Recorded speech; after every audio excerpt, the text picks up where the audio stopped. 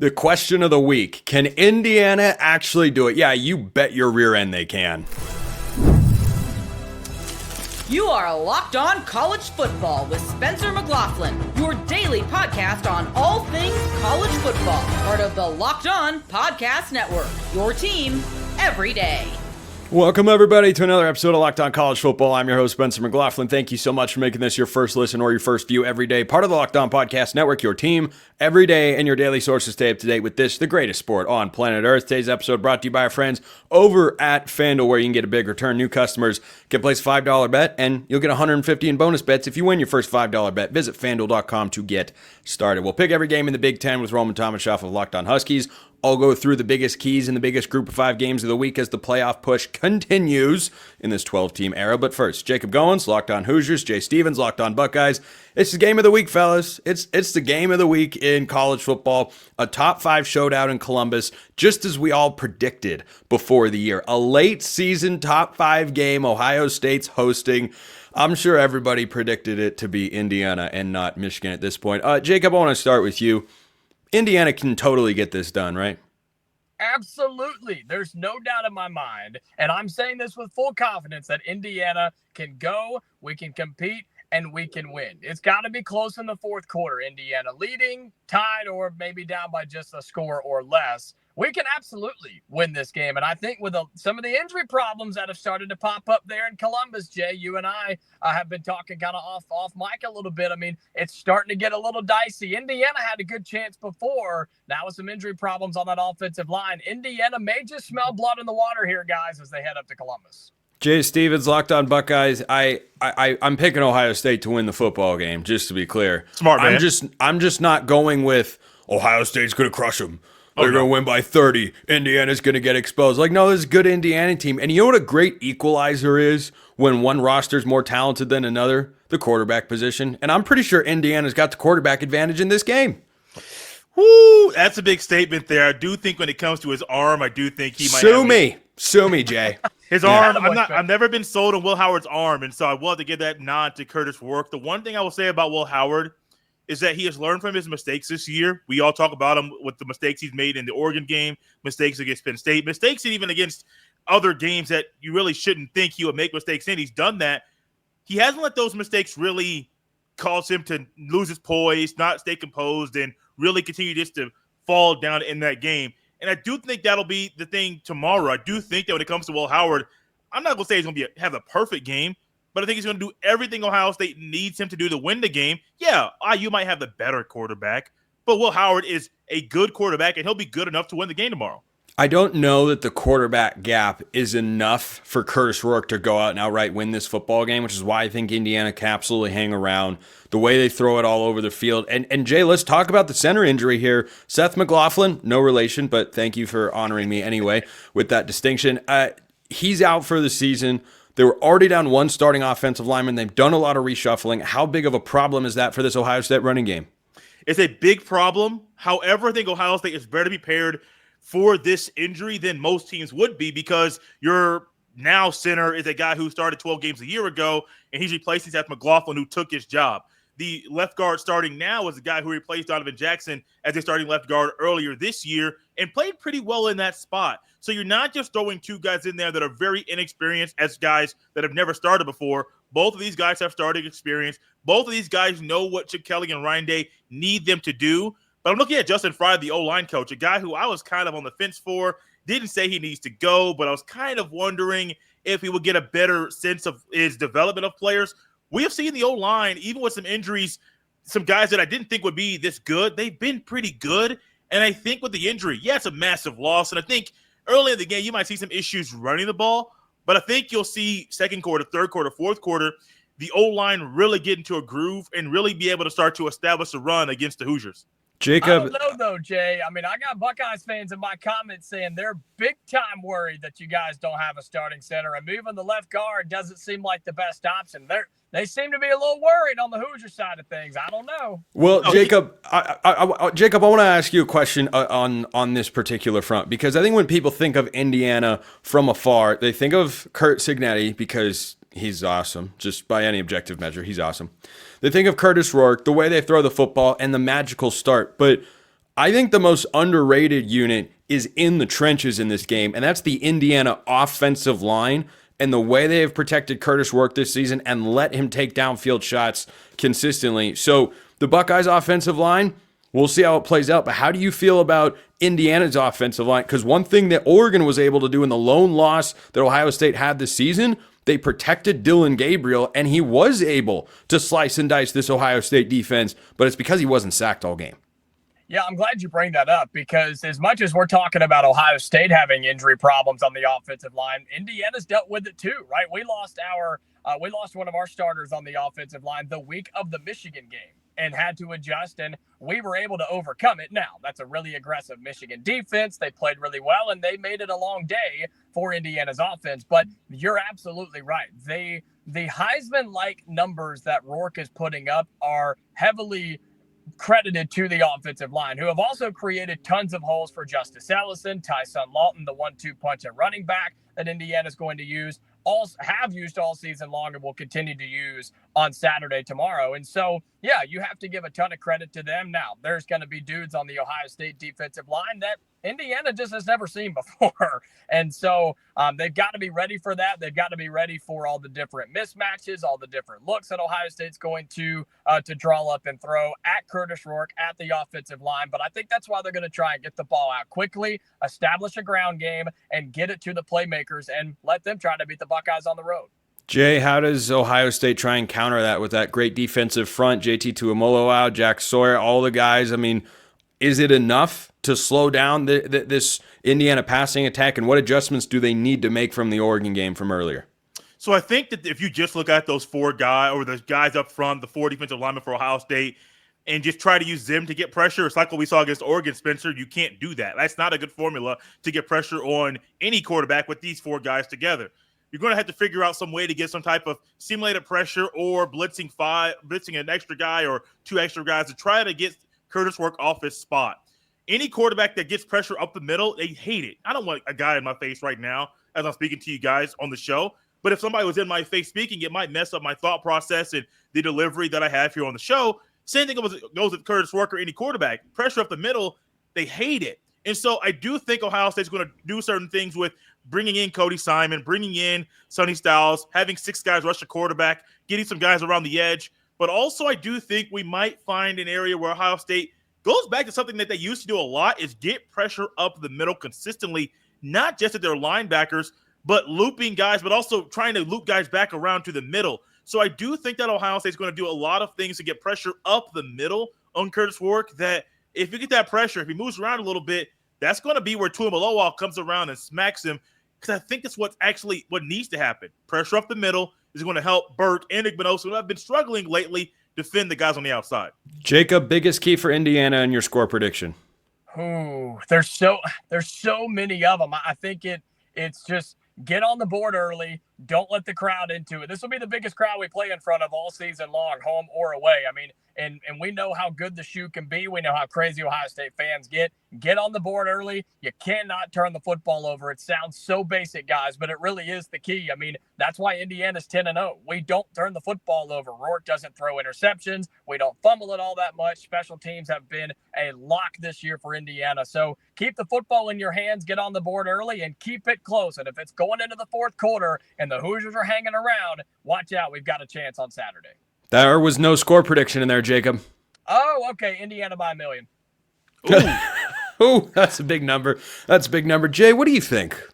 I think he's wrong. I do think he's wrong. I got Ohio State winning this game 31-20, and I'll piggyback off that, Spencer. My biggest key in this game, Ohio State has to win the battle in the trenches. I know the quarterbacks are going to talk about those guys and the guys on the outside and Abuka and Jeremiah Smith, but you have to win the battle in the trenches. And I understand there are issues and injuries on the interior of Ohio State's offensive line, even at left tackle as well. You got guys out of spot, center, left guard, left tackle, but you have to win the battle in the trenches. Urban Meyer says it. I've been saying it all year. Big time. We said it in the Oregon game.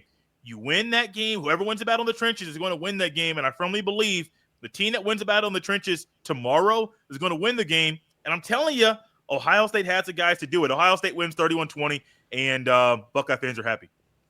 You and I are very close, Jay. I've got Ohio State 31-24. Jacob Goins, Locked On Hoosiers, shaking his head in disbelief. He'll be shaking his head after the fourth quarter ends on Saturday. Jay Stevens, Locked On Buckeyes. Guys, appreciate it.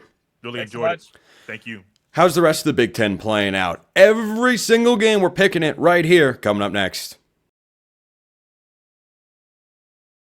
First, let's talk about Prize Picks. Prize Picks is the best place to get real money sports action. With over 10 million members and billions of dollars in awarded winnings, Prize Picks has made daily fantasy sports accessible to all. You just pick more or less on at least 2 players for a shot to win up to 100 times your cash. Run your game all season long on Prize Picks, 100 times your cash with as little as 4 correct picks. And Prize Picks now offers Venmo for quick and easy deposits and withdrawals into your account this sports season. Why do you think they have 10 million users? Yeah, because they know what they're doing, and they're going to make it happen for you. Go download the Prize Picks app today. Use code LOCKEDONCollege. Get $50 instantly after you play your first $5 lineup. Again, download the Prize Picks app. Use code LOCKEDONCollege to get $50 instantly after you play your first $5 lineup. Prize Picks, run your game.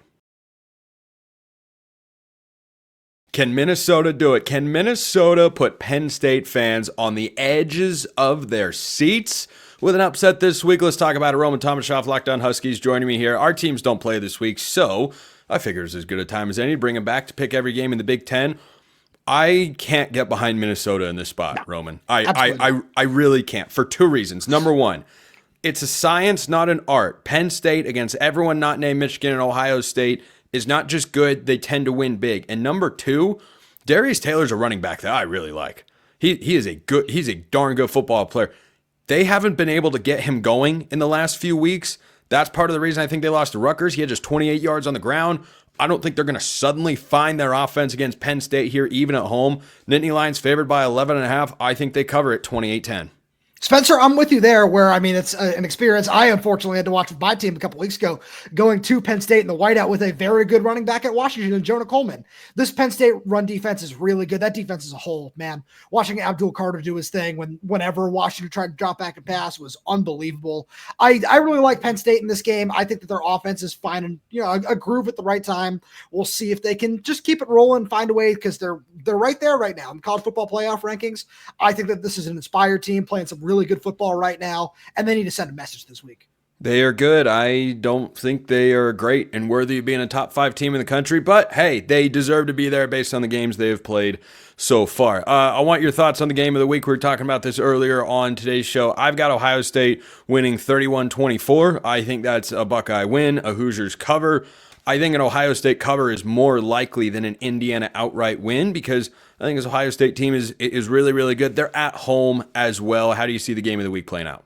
Yeah, this is a really interesting game where I'm glad you talked about the Ohio State cover where, we talked about it on the Big Ten Squad show as well, where I'm really curious. I think Ohio State certainly can cover in this game. I'm curious to see how the offensive line plays out now, but the more I look at this, the more I just say I've been impressed with this Ohio State team for a while. I like everything they're able to do on the ground, and Indiana's an awesome football team. But at the same point, this is just that big litmus test for Curt Cignetti of, hey, where is your program right now? What are you going to be able to do for, a year, 2 years down the line? And this game is going to be very telling. I think that Indiana has been awesome all year long. I don't want any Indiana fans to get it twisted when I say that. But at the same point, they're not there yet. And that's okay because Curt Cignetti has done amazing things in year one, but there is a very sizable gap between where Indiana is right now and where they need to be able to beat this Ohio State team especially.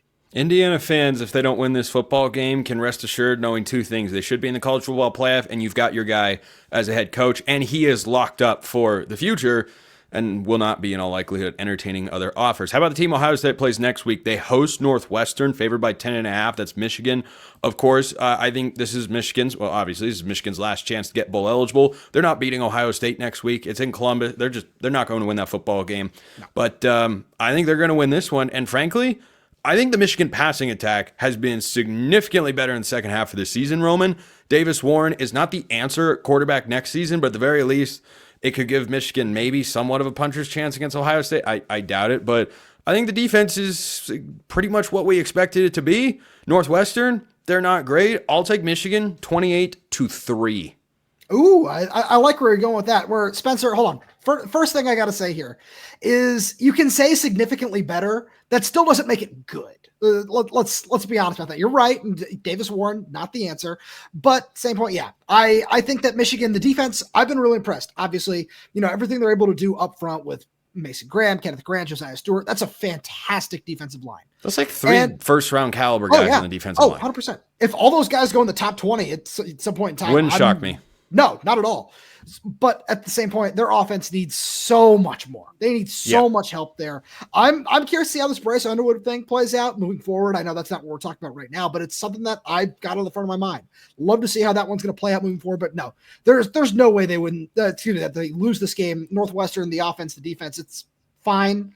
The passing attack for Northwestern, I had the great displeasure of watching it in person. I can say the same about the Michigan passing attack, but Northwestern's was still somehow worse. So, yeah, Michigan, I like 28-3. I'm going to double down with you on that. Poor Nebraska just can't win a game once they get to 5 wins in a season. They are favored by 1.5 against Wisconsin. I don't know, man. I don't know. They're at home. They're at home. They should win. But are they going to flip a coin and see where it comes down? I'm going to go with whoever you pick in this game. I think I'm going to ride with Nebraska here. Okay, I'll pick Nebraska. Sure, why not? It's hard. You said they're at home. Like that's the biggest thing here. I think I look at this Wisconsin team, Spencer. You got to watch them last week with everything that happened, and they're fine. I wasn't necessarily overly impressed with their offense. I think Matt Rule's done a really good job with this Nebraska defense, and I think on top of that, Dylan Raiola is going to continue to show that he's taking steps forward as a quarterback. Where just to bring it back to Washington, because I always have to. Like, we haven't seen DeMond Williams play a full season, obviously, but we've seen him improve in leaps and bounds throughout the course of the year. I think Dylan Raiola is starting to show that, but at the same point, this Nebraska defense is going to be able to carry him for the time being against a Wisconsin offense that I really was not that impressed by. Yeah, Braden Lockett, quarterback, not great. He was the backup at one point in the season for the Badgers for a reason. They fired their offense coordinator. That either goes very well or very poorly. On the road, I think Nebraska gets bowl eligible. Come on, Cornhuskers, you can do it.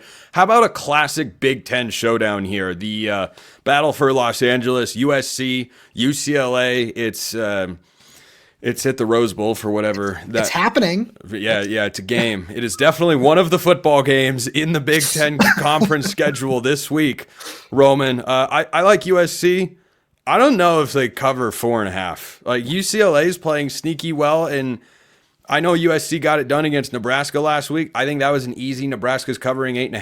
USC got away with the pass interference in the end zone there in the last play of the game. We'll overlook that for now. I'll take USC by a single solitary point, 24-23. Spencer, give me the Bruins in this game. I like the football they're playing. That defensive line is really fun. Watching Jay Toya last week up here in Seattle, that was a lot of fun. That dude, as Jed Fish said, is going to play on Sundays. A lot of fun to watch play. And the offense, I feel like it's going to be a little bit better. I haven't been impressed with USC's pass rush in the last couple of weeks, to be completely honest. And, again, after watching them here a couple of weeks ago, but I think that Ethan Garbers is really good at getting outside the pocket, finding ways to make plays with his legs. I think that just everything they've been able to do offensively over this last stretch where, they've won 3 out of the last 4 now. I think that it's going to be enough at home in the Rose Bowl with all 15,000 people that are going to be there for this game. I think that it's still going to be enough to get the job done. Give me 24-21 in this game. So similar enough score to you. Do you have the gusto to pick Purdue to win a football game? No, me neither. Michigan State's going to win that one. We'll wrap here our Big Ten picks with Iowa at Maryland and Illinois at Rutgers. Vegas might know something about Rutgers. They're only a 1-point underdog against top 25 Illinois. I'll take the Illini, though, to squeak out a low-scoring game, 2017. Iowa, Maryland, though, I don't know. I kind of think Maryland can pull the upset in this spot. Like, am I nuts? No, I certainly agree with you. I can't pick against them because when I look at these games, I got Rutgers and I got Iowa strictly based off the fact that two of my they both beat Washington. That's beside the point in this game. Two of my favorite players to watch in the country are Caleb Johnson and Kyle Badungai. Man, they're so much fun to watch. And I can't bet against those guys. Yeah, I'm gonna take Maryland to pull the upset of Iowa at home, get their second Big Ten conference win, keep bowl eligibility hopes alive for Mike Locksley and company. They've made it the last several years. I think they're gonna find a way to at least keep it on on the front of their minds for one more week. So Maryland 27-24, Illinois 2017. That's how every Big Ten game is going to play out this week to a T.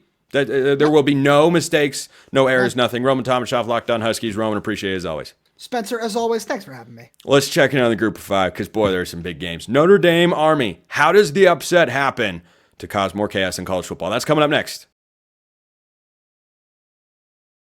First, let's talk about Z-Biotics. Z-Biotics pre-alcohol probiotic drink is the world's first genetically engineered probiotic. It was invented by PhD scientists to tackle rough mornings after drinking. Here's how it works. When you drink, alcohol gets converted into a toxic byproduct in the gut. It's this byproduct, not dehydration, that's to blame for your rough next day. Pre-alcohol produces an enzyme to break this byproduct down. Just remember to make Z-Biotics your first drink of the night. Drink responsibly, and you'll feel your best tomorrow. And as someone who has used this product before, let me tell you, you will feel great during, you will feel great after, you will feel great the next day, and you'll just have a great night altogether. Go to zbiotics.com/lockedoncollege to learn more and get 15% off your first order. When you use code LOCKEDONCollege at checkout, Z-Biotics is backed with a 100% money back guarantee. So if you're unsatisfied for any reason, you won't be. They'll refund your money, no questions asked. Remember to head to zbiotics.com/lockedoncollege. Use code LOCKEDONCollege at checkout for 15% off. Then go check out our friends over at FanDuel. They're America's #1 sportsbook. Do you want to use the #2 sportsbook? Do you want to use the #3 sportsbook, or do you want to use America's #1 sportsbook? That's FanDuel. Right now, new customers can bet $5 and get $150 in bonus bets if you win. FanDuel Sportsbook app gives you everything you need to place live bets on the NFL all in one place. So when you get a hunch in the middle of the game, you can check out the latest stats, view live play-by-play, and so much more on the same page where you place your bets at FanDuel.com. You can join today. You'll get started with $150 in bonus bets if you win your first $5 bet. That's FanDuel.com. Never waste a hunch. Make every moment more with FanDuel, an official sportsbook partner of the NFL. So there are a lot of big non-Power 4 games this week. Let's start with the big non-Power 4 game of the week. That's Army. Army, ranked in the top 20, 9-0, taking on Notre Dame. The chaos that can ensue if Army wins this football game cannot, I repeat, cannot be overstated. And as a college football fan, there is a part of me that isn't even deep down in my stomach. It's pretty close to my head that wants to see the chaos unfold just for the fun of it. It's not going to. Notre Dame, in the second half of the season, since you last saw them play a football game, which was maybe against Louisville when they went 31-24, they're rolling everybody. That included Navy, by the way, who was on a similar stretch. The best team that Army has probably played this year, maybe East Carolina, maybe it's North Texas, I don't know, pick your poison of those American teams. They deserve credit. They're going to the American Conference Championship game, deservedly so. They'll face Tulane no matter what happens for those two teams in the next couple weeks. Tulane has a bye this week, then they play Memphis next week. That's also a huge Group of 5 football game. The problem that Army is going to run into here is they run for 330 yards a game. That's really good. That's really good. Standard operating procedure for the service academies, right? Notre Dame's giving up 126 per game on the ground. So that's at the very high end of Army ceiling rushing the football here. I think it's 250 yards. I think that's maximum, absolute highest ceiling. Remember, Marcus Freeman's a defensive guy, and that Notre Dame defense has been playing really well. Conversely, the Army offense that was red hot to start this year, over the last 2 weeks against North Texas and Air Force has averaged a whopping 17 points per game. Not 17 points per quarter, not 17 points per half, 17 points per game. So the offense has hit a little bit of a lull, whether it's they're not playing their best football or Bryson Daly's been figured out or what have you. The ceiling of the triple option, you come up with whatever reason you like. They are a team that in the last couple weeks has not been playing their best, and their best is absolutely required to beat Notre Dame. Are they capable? Yeah, if NIU can beat Notre Dame, so can Army. If you put NIU and Notre Dame on the same field right now, you and I both would pick Notre Dame to win the football game by a lot. And guess what? That's because they would win that football game by a lot. But that's why you play the games on the field, not on paper. But when this game plays out on the field, I'm really confident in Notre Dame. They're favored by just over 2 touchdowns. I think they're going to win. I think they're going to cover as well. It's not the first time they've seen the triple option this year. It's not the first time they've seen the triple option in the last couple of seasons. And with the way they've been playing in the last couple of weeks and the stakes for Notre Dame, there's no look-ahead factor. There's no letdown. There's none of that. It's just you have to win if you want to get into the college football playoff. That's what Marcus Freeman should be telling his team because that is likely the truth. So give me Notre Dame to win. Give me Notre Dame to cover as well.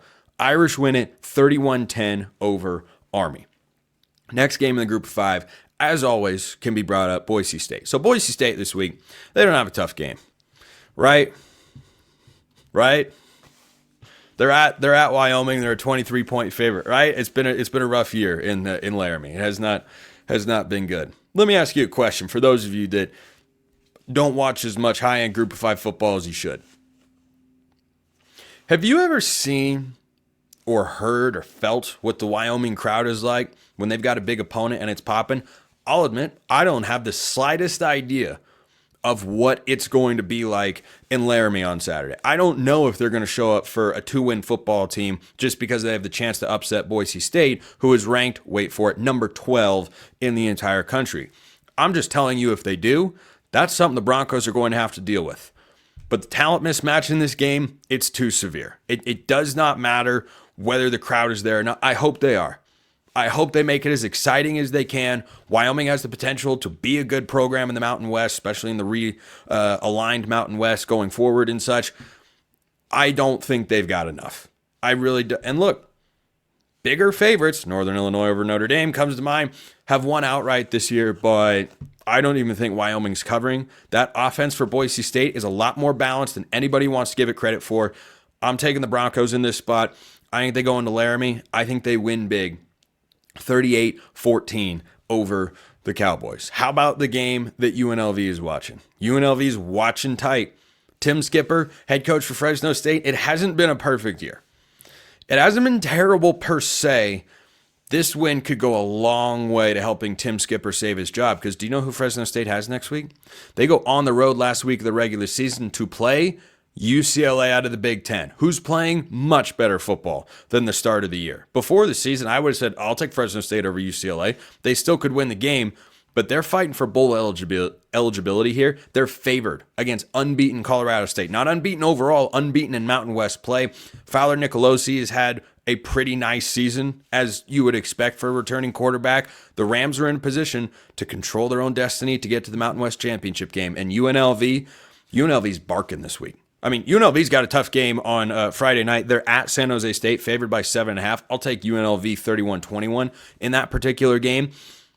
But they have to have Colorado State lose, or else the rematch won't take place for Ricky White and the Rebels and Haj Malik Williams and everybody else that has contributed to making UNLV a really good football team. They will not be able to get it done. And Colorado State next week has got Utah State at home. Utah State's not making a bowl game. Plus, that game's in Fort Collins. This is the best chance. Fresno State is favored by 3. 5-0 Colorado State, 3-3 Fresno State, and the team that's 3-3 is at home and favored. I'm thinking Vegas knows something here. Maybe they just want the rematch to happen of Boise State and UNLV. Maybe that's what they're thinking. But I'll take Fresno State to get the win that Tim Skipper needs, which would be a big-time statement win, but would also set up, I think, the most interesting conference championship game scenario because of the rematch factor. Not that Colorado State can't go toe-to-toe with the Broncos. They can. They beat them last year. Boise State wasn't as good last year, obviously. It was in the midst of firing their head coach and moving in the defensive coordinator and Spencer Danielson. Well, now he's the head coach, and he's doing a pretty darn good job. But I'll take Fresno State to win the game. It's a close one, 28-24. The Bulldogs get the win, give UNLV what they're looking for. But if Colorado State wins this game, that is going to be the biggest test that Boise State will have to get through to clinch their spot into the college football playoff as the highest-ranked Group of 5 champion. So I mentioned earlier and just wanted to touch on, so you've got it on your radar, Memphis and Tulane square off next week. Tulane has already clinched their spot in the American Conference Championship game against Army. That's not up for debate. What is up for debate is whether or not Tulane can find their way into the playoff. They can. They're one of the hottest teams in the country right now. They have been rolling through the American. They beat Navy into a pulp. It was almost un-American what they did. 35-0. They beat the Midshipmen. Have that game on your radar going into next week. I'll talk about it here on the show because it will need to be discussed. But all these games got to play out first. That Army-Notre Dame game, going to be interesting. I think Notre Dame will end up pulling away. Plenty of great action this week. enjoy the weekend of college football. Appreciate everyone listening. I'll see you next time. And until then, hope you have a wonderful rest of your day.